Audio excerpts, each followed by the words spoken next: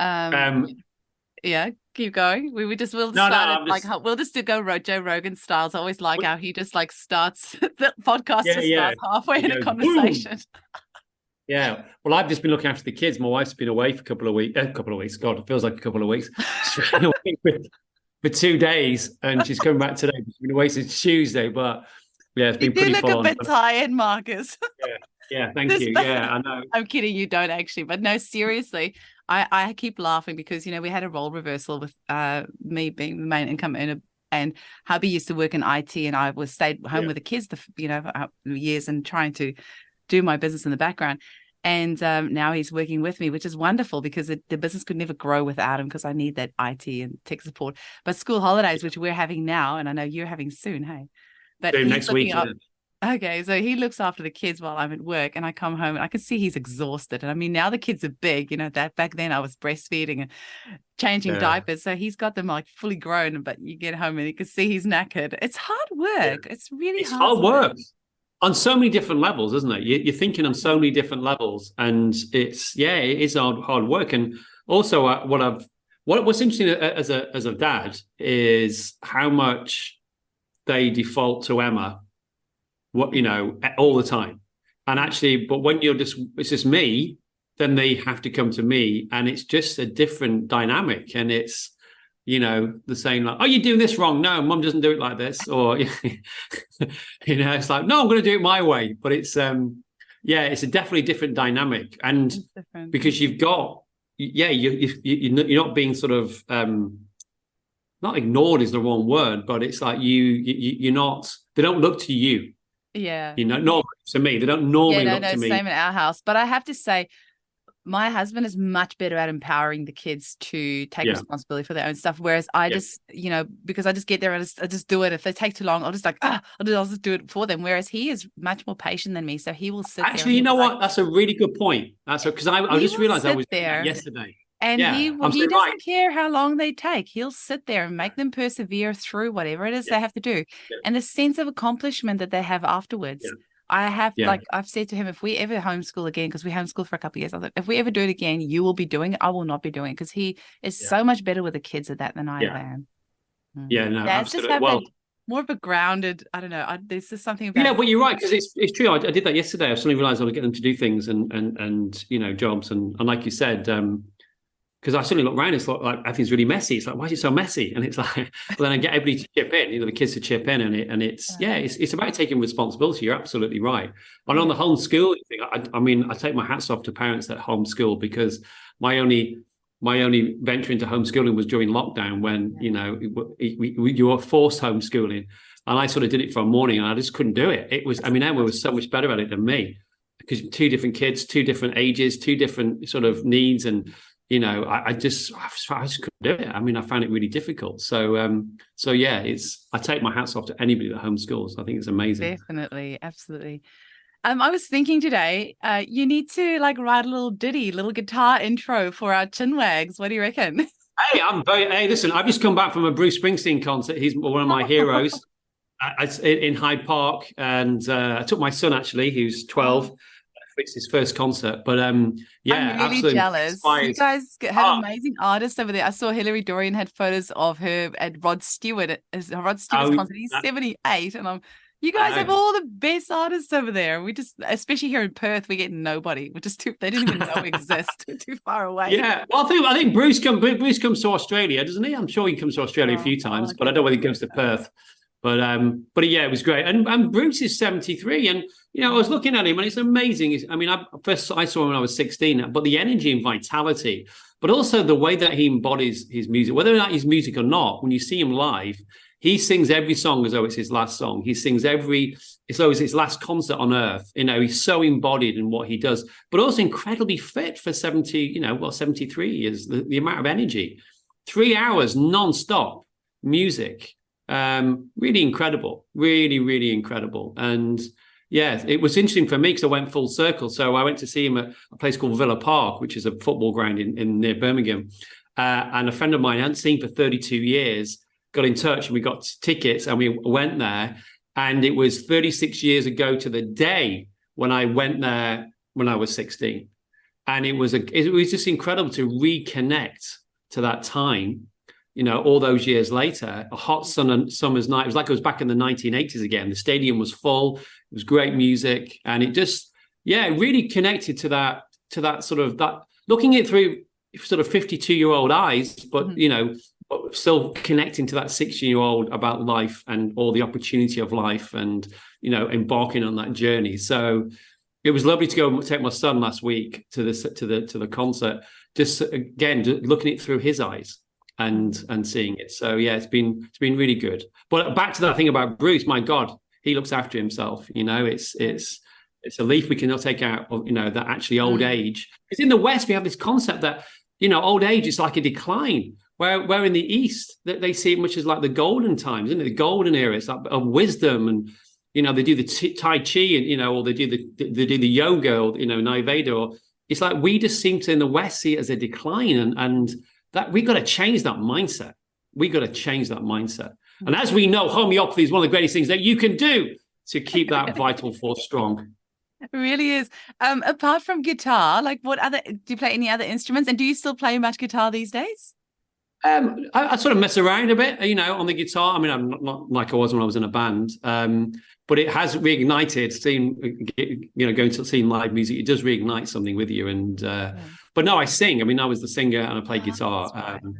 Yeah, I mean, I play a little bit of harmonica. Did you not play guitar as well? I somehow thought you played guitar as well. Yeah, I did, but I was really the singer, because I sort of, I like the singing element of being the front man, and so, but yeah, I played guitar as well. So I did both.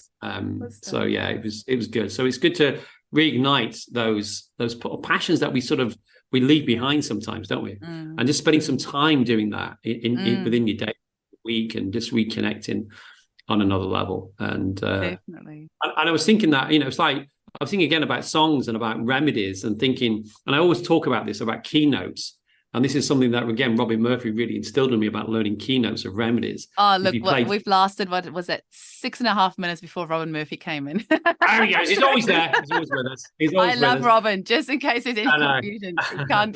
I wish I got to meet him. But I really feel like he's alive in all of us every single day. Oh, absolutely. Well, the spirit of Robin is with all of us, all of us. Sorry, Marcus, you were saying Anyway, I was saying about, So, when you're learning remedies, and even as a home prescriber or even as a homeopath, you learn those keynotes, those characteristic symptoms of the remedy, because it's like if you played a song, like a 3 chords on the guitar or the 3 notes on a piano, you play those notes or strum those chords, and you would know what remedy.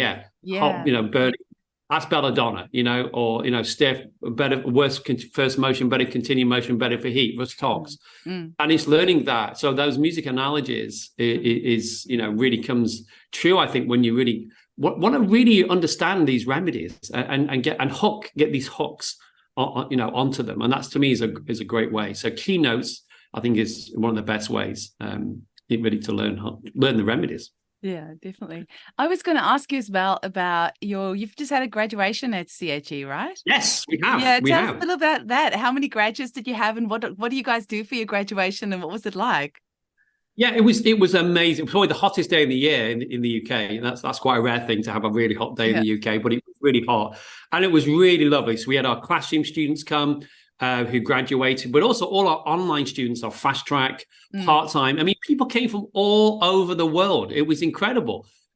These online students have never actually met physically over, say, 4 years or 2 years fast track, came together, and it was phenomenal. We had it just around the corner from Bloomsbury Square. I think we had like 150 people there at the graduation. I think somebody live streamed it as well on YouTube, I think, as it was going on. But it was really, really lovely. And just to see how these students that are out on the other side of the world, how connected they felt to their fellow students, even though they hadn't met in person. And so they all wanted to be there to connect. And like I said, from Canada, I mean, all over the world, Canada, Europe, America, everybody just coming together to share. And it always reminds me, in the graduations, always remind me of the joy of what we do. That journey, if you remember it, Eugene, as well, that journey to become a homeopath. And I use that word because it's an important word. We do become a homeopath. It's something that we That's that transformation that can go on. And to see them at the end of the journey, because as you know, it's not easy. Training as a homeopath, it's hard work. And at CG, academically, clinically, you have to be at a good high level in order to qualify. So nobody qualifies from CHE unless they've met all that criteria. And it was a joy to see everybody and to share with that, and and also to thank, the friends and the family that have stood by the graduates through that period. Which again is not easy for friends and family being experimented on with the remedies, or having to cajole them through all the assessments, the things they have to do, but then to come at the other end and to see them, and for these Jedi homeopaths now to go out there into the world, wherever they are in the world, to practice, but still be part of the CHE family. And I think that's really important, that they're still part of the family. So it was a fantastic evening. Really, really lovely. Again, a lot of our lecturers were there as well to share in the celebration. So if anybody's listening out there who graduated, we love you. Keep in touch with us, and let us know how you're getting on. I mean, we get emails every week from practitioners who trained, and they always start off with the email. Hi, Marcus. I don't know if you remember me, But we always remember you, We always, because we remember you. 25 years, I remember, we remember the process. In fact, we just had one of our senior administrators, Lorraine, who's been with us for 24 years. She's retiring next week, and we went for a dinner with her last week. And again, we always reminisce about all the. Oh, do you remember that? Do you remember that so and so in 2006, and they were in that class with this and that. And one of the new administrators said, "I can't believe that you can remember all these people," and said, because we've shared the journey with them. We know what they've been through, we know what they've been through on that journey to get there. And so we always remember. So a bit of a long-winded answer to your question about graduation, but it was fantastic. I've just realized I was just going to check my messages. She did say I have my interview with Marcus on Thursday. So one of my besties is having an interview with you today. No, it was yesterday. Who was it? Who was it yesterday? Today's Friday. Oh my gosh. Yeah. So Thursday. Yeah. So yesterday I messaged her and asked her how it went. Well, maybe I should just ask you, how did it go? Well, it went great. I found there's something stirring in Australia. So I've been to quite a few. It really is. Yeah. Because I know a friend of hers is signed up with you as well. And there were a few people. I mean, we're so lucky to have Switch On Health here in Australia, which is amazing. But because it's completely self-paced, some people find that really hard. Because like Bo that works with me, she is really motivated, organized person. So she does really well with that self-paced and doing it in her own time and as it suits her. But for other people who really need that little bit of a nudge, they really need to move along with a group. That's where your fast track program is amazing over the 2 years. And I'm so excited for Elaine to do it, because she really should be an honorary homeopath, because she was actually a guest on our podcast as well. I'm just trying to think here. I think around episode 8 or somewhere, her son was healed from autism through homeopathy. But she also did a lot of work. I mean, we call her the Oracle, because she did so much study herself to help heal her son. Wasn't episode 8. It's one of the earlier episodes. Anyway, she is an incredible woman. So I'm really excited that we've been saying to her for years, you need to just go become a homeopath. And so finally she's doing this. I'm really That's great. No, exactly. And and listen, I mean, I expect great things now from Australia, because this happens a lot. So all of a sudden we get a country that everybody wants to suddenly wants a strain. We've had it in Bulgaria, we've had it in Poland, we've had it in Hungary, we've had it in Denmark. All of a sudden there's this stirring within, and you're the center of this, I have to say, Eugenie, in Australia, Perth, because you're sort of like inspiring people in that side of the world. But it's great because you see the love and passion for the subject. And I always say, and I've said this a lot on open days, you don't decide to get into homeopathy. Homeopathy pulls you in when the time is right. And whatever that time is the right time. And if people do feel that, then it's important that, I think, to follow their heart, because most people are doing things that they don't want to be. They're in jobs they don't want to be in. They're in relationships they're not happy in. And actually, the whole thing of disease, as you know, that's what happens, disease. We're not, lack of love, lack of joy in our life, lack of doing things that are in alignment with who we are. And with the courses, you know, the CHI practitioner courses, you're right. It is, you know, you're taking you on a learning journey. You know, it's a training. So, you know, there's live element on Zoom and, you know, through the online sessions we have. But it's also, you know, we're taking you on a journey because it's got to be structured. It's got to be paced. And otherwise, it's like me. If I don't have that, I'm all over the place. I need structure, and I need saying that there's a deadline for your assessment. There's a deadline to watch this. So it just motivates you. Yeah, so it does. Yes, I need thank you for all you do, Eugenie. All you do for homeopathy, because it's great. It's really amazing what you do. It doesn't feel like work when you're living in your passion. It's just easier. It just flows. Absolutely. No, totally. And it's you're right. It's and I say this to prospective students. I say, look, we can teach you homeopathy. We can't teach you passion and enthusiasm. That's got to come from you, you know, and you've just got to follow your heart and do it. So yeah, we're doing a lot of interviews and got all the applications coming in for September. So if any listeners out there, if you want to apply, go to chihomeopathy.com, check us out. And I personally interview everybody that applies for the practitioner training. So don't be scared. It's quite important, but I want to know why. Most people by now know you're pretty nice. I don't think they'll be scared to have a chat with you. But I want to know, and the two questions I always ask you, Eugenie, is why do you want to become a homeopath, and why now? Why this time now in your life? And they're two big questions, but it's important for me to I want to know why. I want to know that it's calling you, and so it's great. It'd be interesting if you recorded all of those answers. Actually, you could create a nice little podcast just from that. You're right.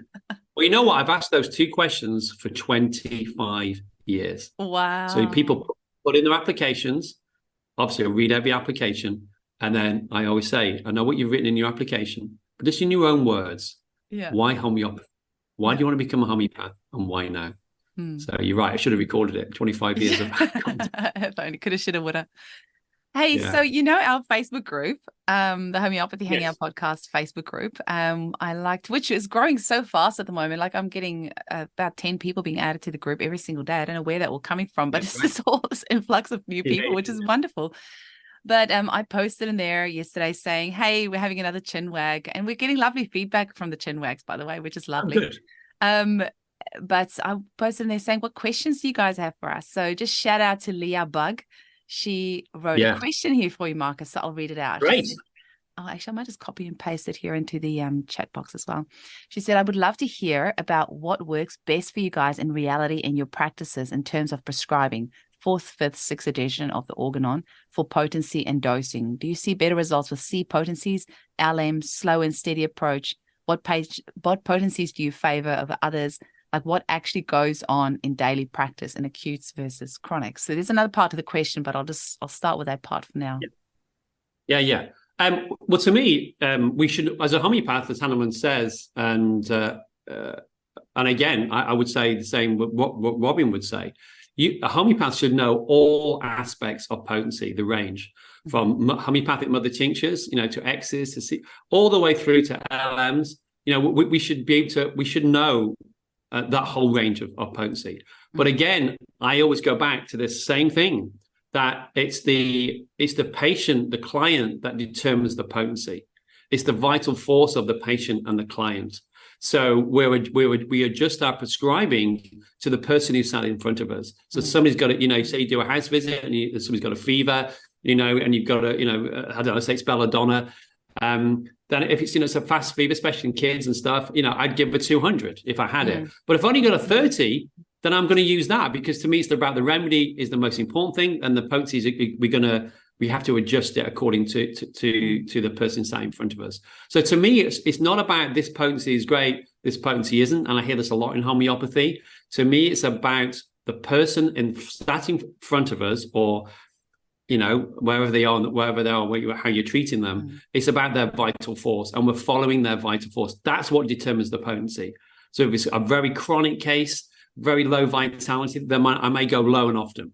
If it's very much an organ support, I'm giving just say for the heart or for the liver, then I may use the 3x potency, you know, or a mother tincture if I think it's needed.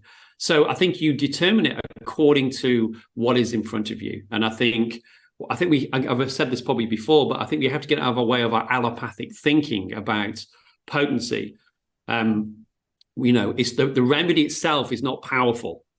That's a key to a lock. It's like you said, you have a fast sports car. The key to the sports car doesn't have the power. It's the interaction in the ignition, and then the sports car's engine goes, and then it's off it goes. So to me, as it says in the organon, the first aphorism, it should be a gentle, rapid, permanent cure. So I think it should always be as gentle as possible, but we're following the patient. It's like Tai Chi. We're following the patient. We're following the vital force. I don't know if you agree with that. Absolutely. I've just seen all these hearts actually come up on the chat. That happened. I don't even know.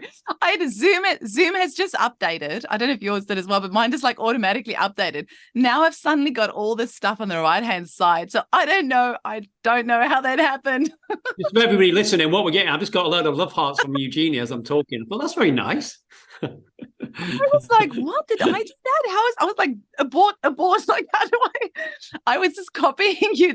I wonder if it's, I know why. The person that posted that comment on Facebook, I copied and pasted onto Word so that it's ready for me to ask you tonight. And it says Hopeful Mindset is her name. She posted in the group. So I don't know what her actual name is, but she said, I am loving the CHINWAGs with a bunch of hearts.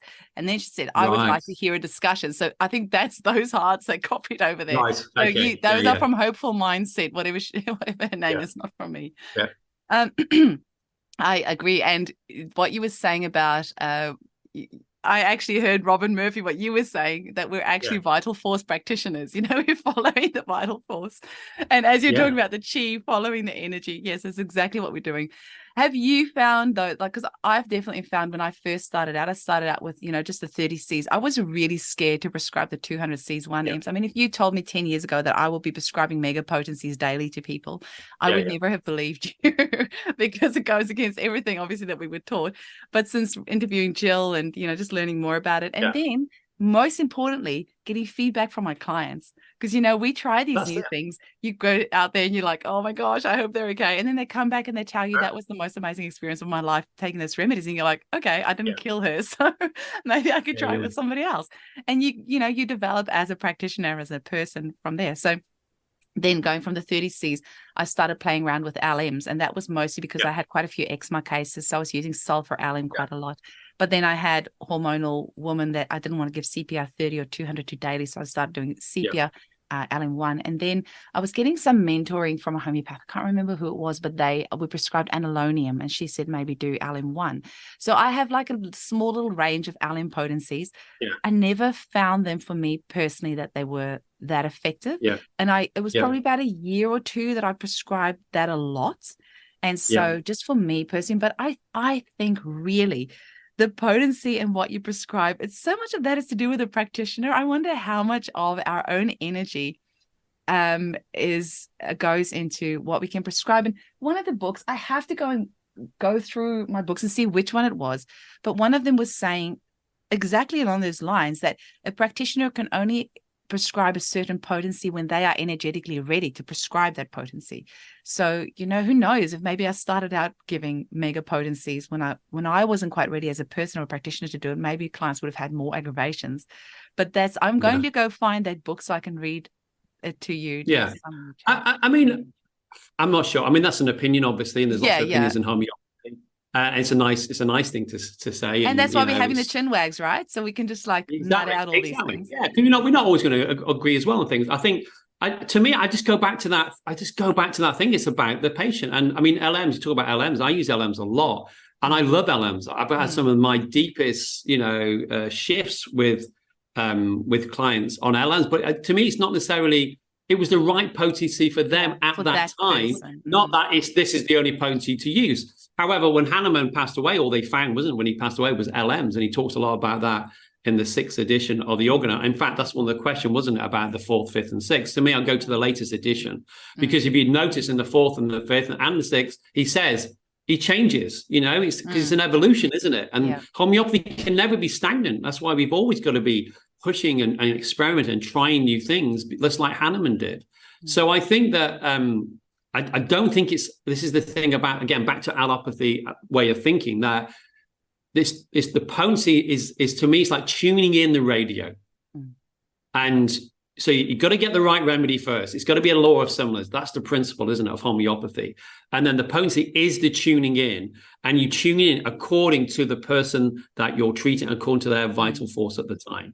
So sometimes, for example, you said about, and I often say I prescribe sepia, and the person's doing really well on a 30C, and I think actually they really need, this is a really good remedy for them. I go to LMs because I feel there's so much, almost like much broader in their action, that they sort of, it's almost like you get more juice out of the remedy. I mean, that's the only way I can explain it. So that person can be on that remedy a long time, but as you're succussing, and I always start everybody on LM1. So I hear this a lot. People start on LM6 and I don't understand that. I just start from, maybe I'm just quite simple in my thinking, but I start with 1 and I just try to work my way up. And the secret is, if the person still needs it, don't let them run out. You've got to top it back up again. So, the same potency if you decide they still need that. But I see them very much, you get a lot more out of that remedy.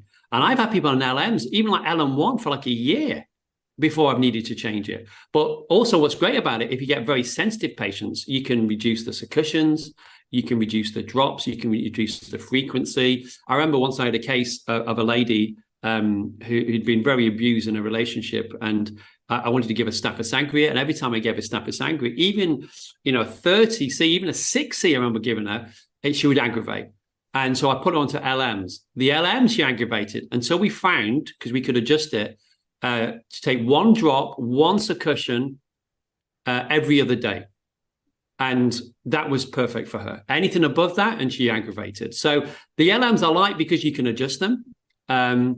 But again, back to what we just said at the very beginning, I think potency, I think it's very much individual, to the person. I had that. You've just reminded me of this silica case. So my daughter was one, so that must have been about 7 years ago. She was so clearly silica, but she had huge prolapse bladder issues. And so she had this mesh surgery to keep the bladder there. And the surgery had already, the mesh had already kind of come unstuck once, and she had to have another, and with silica, we do get told to be careful.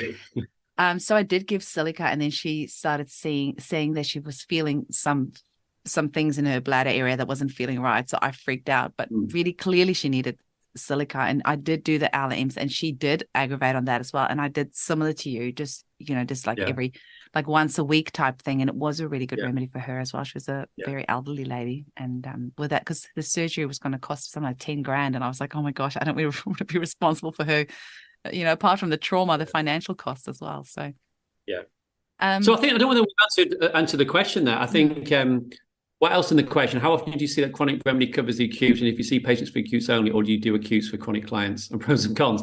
So that's a really good question. So I remember, for me, I don't know how you, Eugenie, but if I'm treating somebody chronically and then all of a sudden an acute flares up, I stop the remedy, the chronic remedy, and I will deal with the acute. So I've had patients that have come and in pain on the phone saying, could I help them? But they've seen a homeopath already. They're on a chronic remedy, but they have a massive flare-up of cystitis, and they're in such pain and agony. The homeopath says, no, you've got to carry on. If you take any other remedy, that's going to interfere with the chronic, and you're going to do all that. It's like, to me, that's crazy. Nobody should be in pain, So I'll just say, take some Cantharis, deal with the acute. And often you check if you ever had this before, and often you have, it's a return of old symptoms. So I will prescribe, and then we let that sort of pass over, and then we go back to the chronic remedy, or what if it's still indicated. So I don't know what you think about that. I do exactly the same. So I prefer to do any acutes myself for any of my chronic clients. If I can't, luckily we have the team of 5 homeopaths is all on my team. So now and again, when I can't, my team has done an acute for me, but I will always touch base with them and just see what they've done so that I can, and also to see whether it's possibly an aggravation, or sometimes I will send my patient notes to them so that they know what I've prescribed, and they can kind of see whether it's But as much as I possibly can, I try to deal with any acutes myself, because very often I would say 80% of the time it's not actually an acute, it's an aggravation, or it's something that's come up. But I'm shocked by that. I had that just last week. A client emailed me and she said she had seen a homeopath, and they had also said that she's not allowed to take any. This was actually for an acute. So she just random acute called, try to get some help, and the homeopath said, no, you're only allowed to give this remedy every 4 hours. You're not allowed to give anything else. And it wasn't enough to keep the pain at bay for this child. And the mum ended up having to resort to Panadol. And she said, was so sad that I couldn't see you or somebody else that would have made her feel more comfortable to give it more regularly, because it was kind of helping, but every 4 hours is really not enough for like a really intense. But why? But where does that even? But where does that come from? I was so 4 sad. hours. So what? So Panadol is better than just increasing your dosing of the remedy. I mean, but I just don't get where these things come from. You were again back to the prescribing. You're prescribing according to the vital force. Yeah. If that vital force, you give a remedy, and then 20, I don't know, say somebody's got a headache, or I don't know what was wrong with the child. What was wrong with the child? I think it was an ear infection or something like that. Yeah. So say earache, which is one of the worst. If you've ever suffered from earache, it's one of the worst. I did. It's terrible. Anything in your head, migraines, earaches, anything like that in your head, I feel like it's just. Exactly. And so say, I don't know, say the indicated, remedy was something like, I don't know, say it was pulsatilla. Yeah. Oh, Hepsol, or whatever it was. Yeah. And they're in pain. You give it, and then I always say for my patients, I would say, give it, and then see how they are taking it, for example. So they may take it, and I'll say if it comes back, then repeat it again. But you adjust it, and do that for 4 doses, and then ring me to say how this how the child is, or because I never with acutes like that, especially with kids, I always want the parents to reconnect back to me within an hour or a couple of hours just to see how they're doing, because as you know, acutes they can move really fast. So you adjust your prescribing according to the situation, don't you? You just don't say take 1 Hepsol and then wait 4 hours, and the kid's after half an hour screaming his head off until the next dose. What's that about? We're not following the vital force. Absolutely, yeah. So I really don't know where that comes from, but yeah, you definitely follow the vital force. When my son was a baby, he was a terrible teether. My daughter just sailed through it, but I would have been in 3rd year when he was a baby and teething. And I remember the first time, because chamomilla 30C was helping, but it just wasn't like quite knocking it on the head. And so somebody said to use a 200C. And then I was like, oh my gosh, a 200C on a baby, like this is my little newbie student mindset. And I gave him a 200C, and it wasn't like quite holding. And then in the end, I gave it to him every 5. I found when I dosed him every 5 minutes with 200C, within 3 doses, he'll be calm. Now, I don't know if that was like anxious first time mum, just like, he's still crying, just give him another one. But, he's never had Panadol in his life, and he'll be 12 in 6 weeks' time. He's never had Panadol, ever. I can't remember what you guys call it over there. Like we have Panadol. So rather give the chamomilla 200C every 5 minutes for 3 doses. That was usually all he needed. He never needed more than that, and then he would be settled. But I don't know, I'm probably more on the over prescribing side. Like I probably give too much, but I just don't see many aggravations in my clinic or with my prescribing. So we were having our homeopath team meeting this morning, and I just said to them, because a lot of the mums in our Facebook group, we've got a couple of thousand mums here, and mostly in Perth, who I give acute advice to, and the homeopaths on my team. And one of the homeopaths said this morning, these mums, they're prescribing so many different remedies all at once, and they're all over the place. And I'm like, do you know what? I was exactly like that when I started out. And I often find people don't prescribe enough. It's more often that you hear, oh, homeopathy didn't work, and I'll ask, how many remedies did you give, and they'll say, oh, I gave a dose and it didn't work. But also, when you are new to homeopathy, if all you've been taught is you have to give drugs to your baby, and suddenly you find this something natural, then you do go a little bit like crazy, because you're like, wow, I can treat everything, and you do tend to overprescribe to your kids too much. But you know what? That levels out for some people after a few months, some people after a year, some people after 2 years. Because I watch these mums that I've been walking with this journey for 5-6 years now that I've been in Perth. And so many of them, they're just giving the remedies as needed now. And sometimes the child will have a fever and they won't even give anything. But initially, when you start out, I do feel like there's this tendency to overprescribe, which I personally think is fine, because home prescribing homeopathy is a skill. And just like any skill, initially, you're going to have to work a little bit harder at it. You're going to have to test it out a little bit more. You're going to make mistakes. If you keep on saying, oh, I can't give a remedy, oh, I can't give a remedy, you're never really going to learn. So I have no issue personally with getting in there, getting down and dirty, give all the remedies, go for it. I mean, within reason, but sure. Yeah. I mean, it's well, so the most important, I tell you, I mean, you learn homeopathy by doing it. Yeah. This is not just an academic exercise, and there should be no fear. You know, I said this quote last time about, fear knocks on the door, love answers, and there's nobody there. It's like when we have a love for something, then all that fear disappears. So I think what people got to understand is that homeopathy does no harm. You know, it's perfectly safe. It's safe from pregnancy, newborn. I've used it over 30 years, and I can tell you now, it does no harm. Okay, it does no harm. And as you said, aggravations are actually rare. Often what happens with aggravations, you're just going too deep too soon, in, say, for example, in chronic case taking. And that's really all that is. Or sometimes it can be an potency, that it's just a little bit too much stirring the pot up. But it always works with the body. To me, homeopathy always works with the body, not against it. And that's why it's safe. And you're right, in the beginning, people get into homeopathy, oh my God, I can do this for this and this. But also you learn, it's like the pendulum swings one way and then finds its way in the middle, doesn't it? Yeah, and absolutely. And when you realize that all we're trying to do is just key to a lock, and the body's doing what it needs to do with that remedy and that key in the lock, you get more patience with the remedy, don't you? The remedy action. So instead of just, waiting 1 minute and 34 seconds, if there's no change, you give another dose. You go through that and you sort of learn, actually, this is different than allopathic medicine. Back to our original point.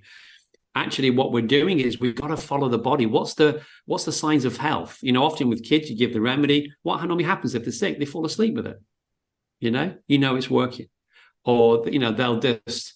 Oh, yeah, I mean, that's the biggest thing often with kids, isn't it? Or you may suddenly, they'll get an exacerbation of symptoms, all this mucus and snot will pour out of them.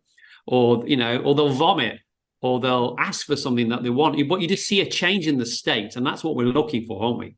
The change in the state. Every single time, hey, with kids is so satisfying.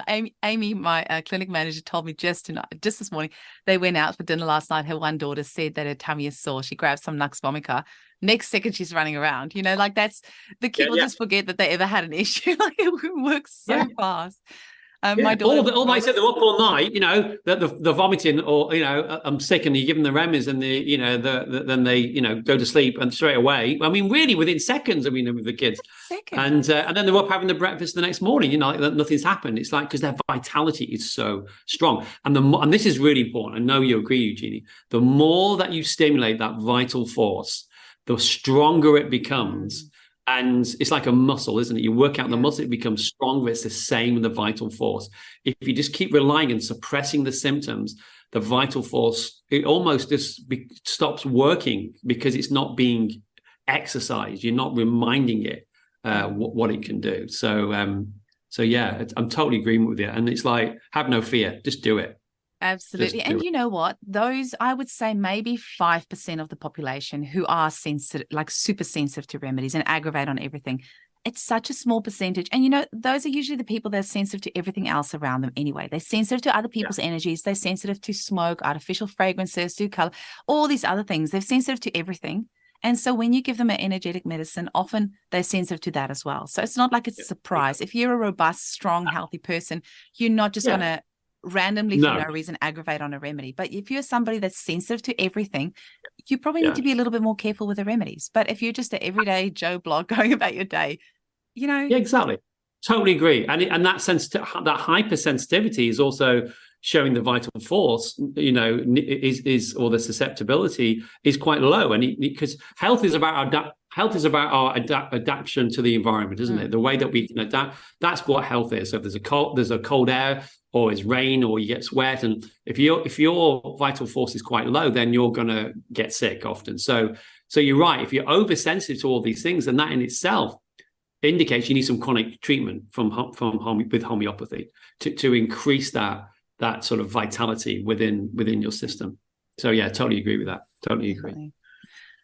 Leah has had another part of a question here. She said, how easy is it to sustain a homeopathic practice just by case taking without extra course offerings, selling remedies? What's the reality of staying busy and getting or keeping clients? I think that's a really good question. Really good question. I mean, I never, when I was practicing for, full on practicing from when I sort of started, that's all I did. It was just case taking. It was patience. I never did courses. I never did offered selling remedies. I'd supply the remedies as part of the consultation. So yeah, it's very easy to sustain a homeopathic practice by just being a homeopath. However, I think especially, when I started, there was no internet. So, but now, a lot of people are doing, like you said, like webinars or different things, and I think what's good about that is that you're building your community. Well, if you do webinars or short little courses or Facebook groups, you're building community, and that's lovely, because now with the technology, people can find groups that are interested in, like homeopathy groups or home prescribing groups. So, but to answer your question, you can definitely, I've done it. I did it for many, many, many, many years. You don't need to have to do all these extra things. You can, if that's all you want to do, then just do it. Absolutely. I think a lot of that comes down to depending on, that's the beautiful thing, because you are an entrepreneur, you are your own boss, so you can really make with it whatever you want. Now, if you are working from home, your costs, your overheads are going to be really low. And the really good thing is if you've got a dedicated space, you can actually claim from your tax of your working from home for part of the internet, part of the electricity, part of your, your coffee, all that sort of stuff as well, which is great. In my case, though, I have a whole building that I lease. So our expenses are huge, and so I have to have other things as well to help run the practice. So we sell our kick-ass kits. I really, for anybody listening, I am waiting for somebody to prove me wrong. But literally, I believe we have the most beautiful homeopathic kits on the planet that I make and sell, and my staff make and sell. Yeah, they're great. Really good. They are so gorgeous. I'm so proud of that. And there's been years of building. Sorry, I just have to plug my kits here, just because I did a little reel again today, just with some of my kits, because we've just had a new color come in. We've got 6 colors of our pouches, and we've got our beautiful teal cases. And we have got waterproof labels, and they're triple layered. So, you peel them off and there's information inside. We've got dots on all the lids. We only use amber glass, really high quality canvas. We've got now these beautiful vinyl information cards as with these as well. So I've needed to do something like that to help with my overheads. I've got, just employed a new staff member that's starting as well. So I've got 4 or 5 staff. I've got 2 virtual assistants. My husband was So you got a business. So we need to make it, but it doesn't have to. But I'll tell you what, I'm really proud of these homeopaths who are doing a lot of online courses to get that sustainable ongoing income. For example, Paula Jeffries, she has created these oracle cards, and we've sold about a dozen of her oracle deck homeopathy cards. I don't know if you've seen them. I've got my pack at the clinic. I can't show you. They're gorgeous. Like it says there, for example, it's like a normal oracle deck. So you hold it and you put your intention in it. I've used it with a couple of my clients, got them to choose a card. And then, for Naxvomica, for example, it'll say, Naxvomica personality is this. What can you do today to find more balance in your life? Or something like that. So each card has got a message. So good on Paula, because now she's got this beautiful additional income from selling these oracle cards. So you're right. It's like an expression of who you are, whatever you're going to do. For some people, I think now more than ever, and we talked about this, I think, in one of our podcasts, that you as long as you've got internet connection, a laptop, you could be anywhere in the world and run a homeopathic practice. This is what coaches do all the time, and we need to take a leaf out of that. But if you I do think one of the secrets, and I know we did discuss this, is niching in an area. Absolutely. Find an area you're passionate about, niche in that area, you become an expert then, and people will know you for that, whether it's infertility, eczema, whatever it is. Choose a niche. It makes it a lot easier if you want to build a sustainable practice and do it, in a way that, you've got a great living from it. So yes, case taking, just normal, what we call box standard homeopath, seeing patients either online, in person, go get them. It's totally doable, because guess what? People are doing it. And what I did when I first started, and if you remember the story in the podcast, was I was surrounded by people that said, "Oh, you can't make a living out of homeopathy, all this," and I that was sort of, I had worked 3 jobs and tried to pay for my fees at college. I needed to find the people that were doing it, and that's what I did. And I say to you, back to the question is, go and find out the people that are doing it, because you'll learn something from that. And if you want to fly like an eagle, stop hanging around with the turkeys who may be telling you can't do that. So find the people that are doing it and you'll fly. Amazing. I love this saying, this business podcast that I listen to, he always says, niche until it hurts, or niche your face off, or he's American, so he'll say niche your face off. But what he'll say is that if you decide that you are going to be a homeopath who specializes in UTIs in children under 5 years old or something like that, like you need to niche it down so much that you are the only person in that niche. So if anybody thinks oh, my child has got a UTI, they're 1 year old, everyone will go, oh, that's the person. Like they'll, you need to be that one person. And exactly, that is that they, and obviously their family members and everyone else will come and see you for different complaints, but niche to that point where you are, because automatically then you are the only person, but you are also the best person, and you are, because there's no competition, like you are the one that but is also not. You get really good at it because that's all you're focusing on. Now, it doesn't mean, like you're saying, and this is really important because I hear this a lot of people say, yeah, but I like to treat other. Yes, you can treat other things, but what people know you for. So I see a lot of people do female health. Well, that's so broad. You just got to spec. It could be fibroids. It could be hot flushes and menopause. Get very, very specific. It could be PCOS. Whatever it is, but be very specific if you're going to niche, because that is the key. And I did it. So many people I know who I've given advice to have done it, and they just fly from doing it because it makes sense. It happens in medicine. Medicine does it all the time. Specializes. Why not difference in homeopathy? So I totally agree. Yeah, a person that does that really well is Tracy White, who specializes in steroid withdrawal. So TSW, topical steroid withdrawal syndrome. And she is so good. So I've actually had 2 eczema cases where I suspected that was what was happening and sent them to her. And those clients had amazing results because she's the expert in that. She sees it. She knows exactly what the person can expect. And because sometimes it's often something that you are working with for years. You can think you're fine and then you have a flare up. Exactly. So, and it's nasty. It's nasty. Yeah. So, and also you'll get other practitioners referring to you once they know that's what. Absolutely. That's what you do. In fact, that leads on to this next question. He says, "I'm loving the CHINWAGs. I would like to hear a discussion about the limitations of homeopathy. As powerful as homeopathy is, what can it not do? Do you ever refer clients to other types of practitioners for adjunct treatment in addition to homeopathy to help a client feel better quicker?" Can I answer that? Would you mind? Go. Because this is a big passion of mine, because absolutely refer on to other practitioners. And I see a lot of practitioners, homeopaths, but won't refer, say, to the osteopath or to, any body work or something else, like whatever you think the patient needs. Because often they're scared that they're going to lose the patient. And it's like, that is the most craziest thing that I've ever heard. Your patient or clients, depends which part of the world you're listening, because some people call them clients or some people call them patients. Our only goal is to help them the best way that we can help them. And if that means that we think that they need some body work, some osteopathy, cranial, sacral, whatever it is, then we need to refer them on. Sometimes they need counseling, or they might need some particular type of psychotherapy if you feel that that's what they need. So for me, I've always found when I've recommended it to patients and clients and say, what I think you need is this, they are really, really grateful that you've suggested that, that you've suggested that something else that could also help them. And so I think it's a disservice if we don't do that. Has homeopathy got limitations? People need different things at different times. People need different things.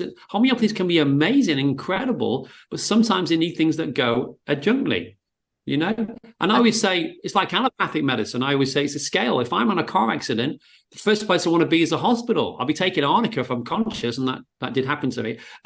But they can put me back together again, But if I've got a chronic disease, then I'm going to look at other ways to try to get heal myself through different therapies. So absolutely, you should all have an osteopath. If you're a homeopath, have an osteopath, or body work or cranial, whatever it is.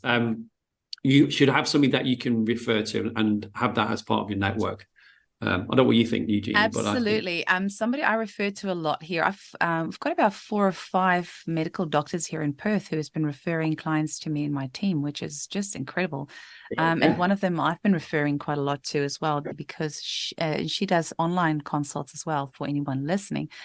But she is an expert in CIRS, chronic inflammatory response syndrome, which can be due to a variety of different things, but often due to mold. And I think I feel that could be a limitation for homeopathy, because with mold, when you're doing, I've tried doing this homeopathic detox therapy with clients using, the mold detox, and I'll give them a bowel nosode alongside. I'll give organ supports alongside as well, kind of like, give them all these things to support their body before I go into the detox. But they still can often get some pretty nasty detox reactions. But this is where Dr. Shanti is really good, because she will prescribe all the supplements and the binders. So sometimes I do think you need those physical binders. Or for Elaine, for example, her son with autism, homeopathy was amazing, but really a lot of those shifts really happened because she made a huge lifestyle change. She changed their diet, and she also did Dr. Andy Cutler, I think, his protocol of heavy metal detoxing. I think sometimes, especially if it's like really serious toxicity, I think you do need some of those supplements and those binders and things like that. Absolutely. To help carry that out of the body. And what you just said then, Hahnemann talks of this in the organ about lifestyle. Just don't expect, it's not about prescribing a pill, because again, we're going down the allopathic model. But we also have got to engage, you have to engage yourself in that. And as homeopaths as well, as I always talk about, but you've got to look at your lifestyle. You've got to look at what you're eating. There's got to be the lifestyle shifts, what you're eating, how you're sleeping, your movement, your exercise, all this plays a part if you want to really raise that vitality. So I think it's life, as you said, lifestyle, really quite crucial, really quite crucial to. But like I said, sometimes people need other things. So we should always be, back to the question, we should always be open. The only one thing I would say is, and listen, I love acupuncture. I love it. It's great. I love it. However, I don't like to mix things together too much like that. So if they see an acupuncture Chinese medicine, I would often say, well, take a pause from homeopathy, do that first, then come back. Because otherwise, I don't know what's working, because they're going to see the acupuncture. So I'm giving them a remedy, and it's very hard to judge. I don't know why you feel the same with that. It's very funny, Mark, because I'm just like laughing, because we actually, we don't really know about each other's style of prescribing, or really the way, we just kind of clicked and we thought, hey, let's just like chat a bit more. But like everything you say, like I work exactly the same. When we were talking about referring to other people, and I was going to tell you this story, but we'll share it now.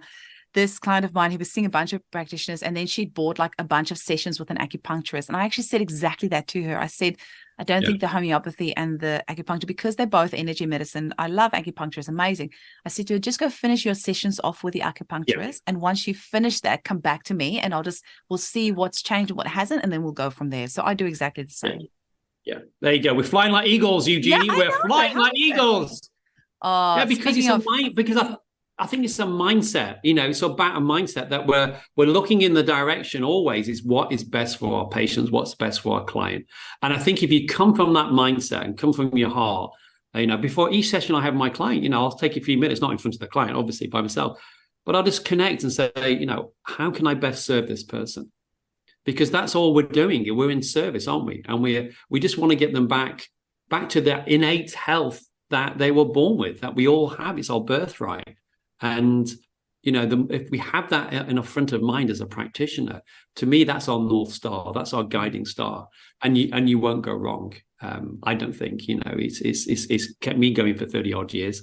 But you can always be open to new things. Whatever's good, you can help your clients or your patients. When you said about the eagle, I just had such a fun case this week, which I am just dying to hear how she goes. She's a long-standing client of mine that is one of those just goodies that just comes for her regular follow-ups every 8 weeks, whether something's wrong or not. She comes in, we have a chat. So I just love seeing her, because it's just been such a journey. I have grown and learned so much alongside her, and now we're at the point where, because she understands homeopathy so good, I can use her for experiments. So I will sometimes say, hey, I've got this new remedy, can you try it for me to see what shifts and what it does? But after interviewing Marcus Kuntosh a couple of weeks ago, the episodes come out on the color remedies and also the bird remedies. She kept on talking about this shoulder pain that she has had a frozen shoulder, and then she's torn a ligament in the shoulder and just complaining about the shoulder. And Marcus was saying that on the shoulders and also the neck and then chesty type complaints can often be a sign of the birds. And he was saying, they'll often say they want to just open their chest so they can breathe. And then there's these, kind of like broken wing type issues that they can have. She had issues with her eyes as well, and they're deteriorating really badly. And there's this really huge operation that they're thinking of doing, and she's hoping she can avoid. And I kind of jokingly said to her, oh, maybe we need an eagle remedy for you because, eagles have got such great vision. And then as I said that jokingly, I suddenly thought, oh my gosh, well, she's got this like torn ligament in her shoulder and she's had the frozen shoulder. So I repertorized in Radar Opus, just typed in frozen shoulder, and Haliaetus leucocephalus, which is the bald eagle, was one of the like 5 remedies that was in there. And I was like, no way. Then I grabbed out the guy that wrote the book, Ulrich Walter, who is the author of the Colors and Homeopathy book. I grabbed out this book. And I pulled out the color chart and I was like, what's your favorite color? And she pointed to this blue. And I looked in the book, the corresponding remedies, and Haliaetus leucocephalus was in there. And I'm like, okay, this is going to be really cool. So I should probably be talking about this prematurely, but I'm really excited to hear how she goes. And just the magic, like being in a consult, following this journey, just listening, staying open. I mean, it could be a complete dud. She might come back in 8 weeks and go, that did nothing. But I'm excited to hear how her. But that's the way. But that's the way we think as homeopaths. Is that's the shift in the paradigm. We're looking for.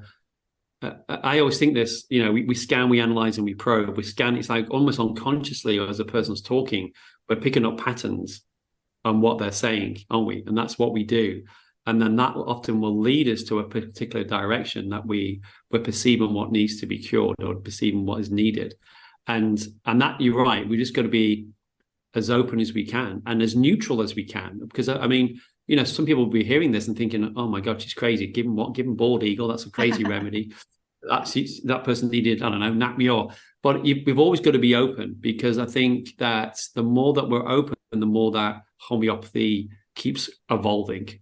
And it goes back to that beautiful quote with Rumi, that, beyond wrong thinking, beyond right thinking, there is a field. I'll meet you there. That place of neutrality that we've always got to be open, as a profession, as practitioners, because the more open we are, and we're especially in that therapeutic space, the more people will tell us the truth of who they are.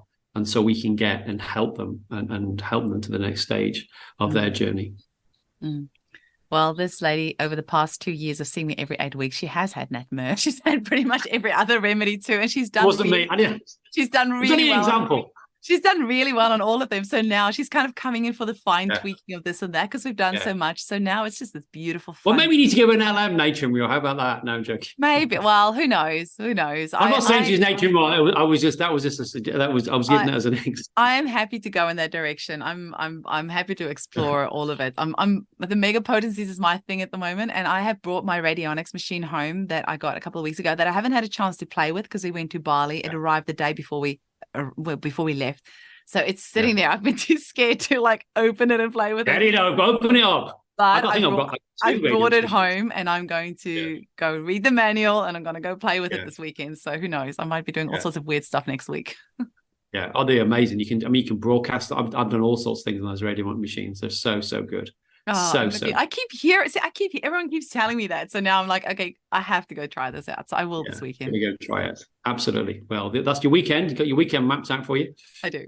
Thank you so much, Marcus. It's always fun. Thank you. With you. Have you got any more interviews today for people? No, not today. No, because today because we've got a big promotion at the moment with CHE Pro. So your CHE Pro, which is for all homeopaths, or any homeopaths out there. I know, Eugenie, you like CHE Pro. I've been subscribed for years now. I think 3 or 4 years or something. I've been a member. I love it. Yeah.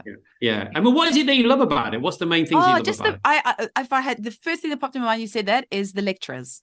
I love the lecturers. Such good lecturers, and that they just give you the good stuff. They don't faff around with a bunch of stuff you don't need to know. They give you the good stuff on a platter, and you can go in your clinic that same day and use it. That's what I love about it. And that's why I always say, don't I? Just for the record, I get paid nothing to say this in case somebody, you are welcome to give me a discount on my membership, Marcus. Of course. I get nothing. This is just out of my passion. I have told so many other practitioners, CHE Pro is amazing. Such good. I mean, you can go and have a look at the content that they've got there. Just so good. Well, it's like a library. It's like as much as you can eat, sort of library of, I think, 30, 40 courses in there now. But also, so many. I mean, there's too many. Yeah, too many. Well, the idea is not to consume it all at once. It's a bit like Netflix, it's like the Netflix of homeopathy, I always call it. But we do it in a way that there's that library, but also now, and we do live sessions, like we do live Materia Medica classes, we do Spotlight where we interview people, a bit like a podcast. But also in September, we're doing clinical therapeutics. So Hillary's going to be doing that, and Dion to Brett as well. And we've got also clinical casework. So we can bring your own cases for a homeopath to look at, as a very experienced clinician. We've got Jonathan Stike, who's going to be doing that. So there's going to be something every week that you can attend live if you wish. If you can't, it doesn't matter. It's recorded. It goes into your CHE Pro membership and you can watch it whenever you want to watch it. So what's the promo? What's the promo you've got on at the moment? Oh, so basically the price is going up. We haven't put the price up for a couple of years. So with the price at the moment is £250 or £250 or $350 a year, US dollars, that is. And it's going up.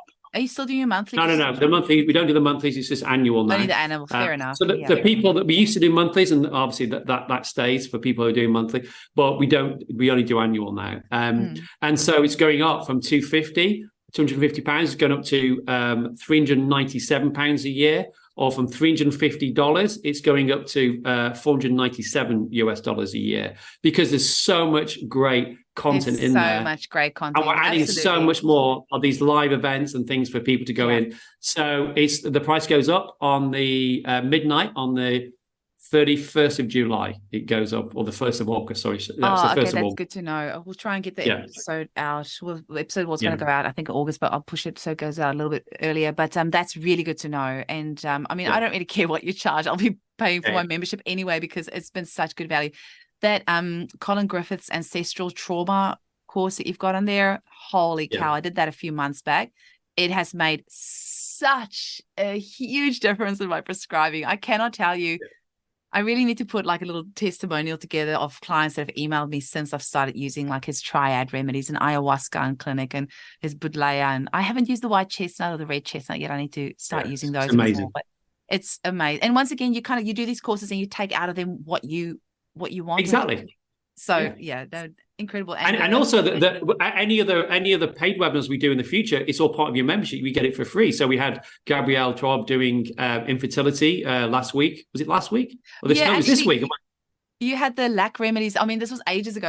I saw the email come through for, you can buy the course for the lac remedies. And I was like, whatever. I've got it free in my membership anyway. I'll just watch it whenever I can. Yeah, well, exactly. So you get all the future courses. There's always new stuff and you can just watch it whenever. So that's what I usually do. Well, we've got the matridonals that Hillary's done. It's going to be going into the CHE Pro library as well in a month or so. So there's so much good stuff in that, as you know, but it's great value. But also we wanted to support homeopaths out there. We wanted to support homeopaths in their practice as exactly what you said, things that they can take and use the next day. You can use it the next day. It's got to be practical and applicable. It's not just about theory, because we want to raise the standard of homeopathy around the world. And you do that through education. So, we've got to be continuing. You're going to be continual learning, continually looking at how you practice, how you can improve it. So again, how can we best serve our patients and our clients? And that's why we do CHE Pro.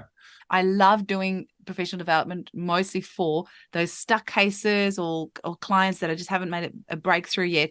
It really helps with that. Absolutely. So awesome chatting with you, Marcus. Thank you so much. Thank you. Yeah. See you at the next CHINWAG. Yay.